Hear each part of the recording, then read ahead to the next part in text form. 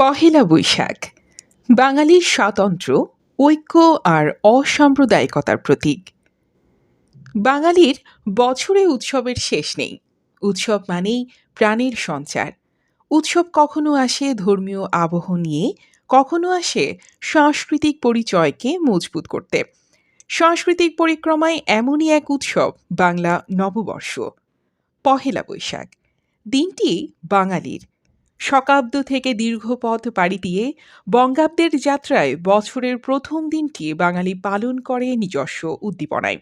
এই একটি দিন বাঙালির জাত, ধর্ম, রাজনৈতিক, সামাজিক পরিচয় ভুলিয়ে পুরো জাতিকে ঐক্যবদ্ধ করতে সক্ষম।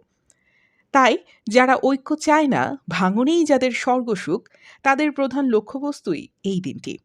কখনো ধর্মীয়, কখনো সামাজিকতার মোড়কে পহেলা বৈশাখ আক্রমণের জন্য বেশ জনপ্রিয় লক্ষ্যবস্তু। চৈত্র মাস যখন শেষ হওয়ার পথে থাকে, তখন অন্ধকার গর্ত থেকে বের হয় ইসলামজীবী কুতার্কিকেরা।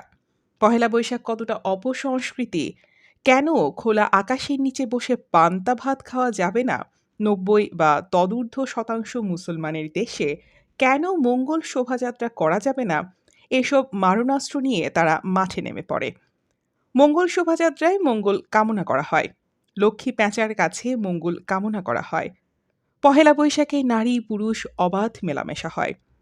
কোনটা যুক্তি আর কোনটা কুযুক্তি তা তাদের বোঝানোর চাইতে এভারেস্ট কেটে রাস্তা বানিয়ে ফেলা সম্ভবত তুলনামূলক সহজই হবে। আবার সে একই লোক বাংলা নতুন বছরের প্রবর্তক হিসেবে সম্রাট আকবরকে একক কৃতিত্ব দিতে চান। অথচ তারা ভুলে যান শকাব্দের কথা, যার পদচিহ্নেই বাংলা সৌর বছরের সূচনা। বাংলা মাসের সংস্কৃতজাত নামগুলো তাদের নজরে পড়ে না। আজকাল নতুন এক প্রবণতা শুরু করবার চেষ্টা হচ্ছে, পহেলা অগ্রহায়ণে নববর্ষ পালন।